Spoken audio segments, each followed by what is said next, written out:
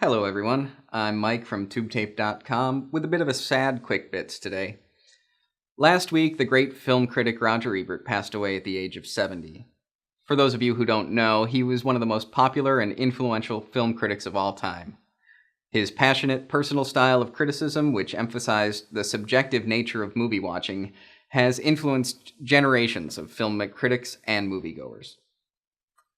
While he was a prolific writer, Ebert was probably best known for his movie review television show, At the Movies, the majority of which he co-hosted with Gene Siskel. That's how I really got to know him. I was a religious devotee to Siskel and Ebert when I was a kid. I remember taping episodes of the show and then watching them over and over again like reruns.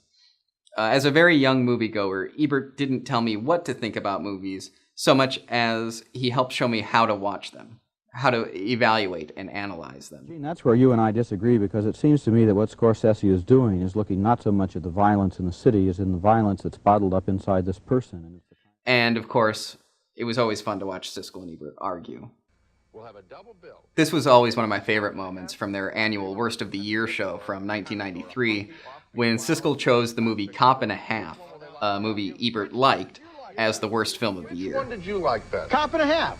He said it again, ladies and gentlemen. And Good. you know, I love the way you describe that double bill, giving your own movie all of the wonderful adjectives and mine giving it all Quick disclaimer, Roger Ebert's opinion of Cop and a Half does not necessarily reflect the opinions of TubeTape, or especially myself. But that's the point. Even when I didn't agree with him, I always took something positive from him. He was insightful, honest, and always a good read. And for anyone interested, his review of the Disney movie North is one of my favorite reviews of all time. And I quote, "I hated this movie. Hated this movie. Hated it. Hated every simpering, stupid, vacant, audience-insulting moment of it." Unquote. Even more recently, as my own taste in film has gradually shifted and tended to be different from his, I've kept reading his reviews, and especially in more recent years, his essays and blog posts, which were often frank, candid writings about his childhood, his difficulties with alcohol, and especially his battles with cancer, which were written with brutal honesty and unrelenting optimism.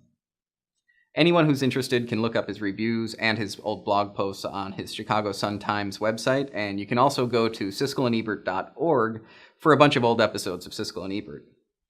He was a great writer and a significant cultural figure who reached millions of people across the world. He will be missed. That's it for now. We'll see you next time, and in the words of Roger Ebert, And until then, the balcony is closed.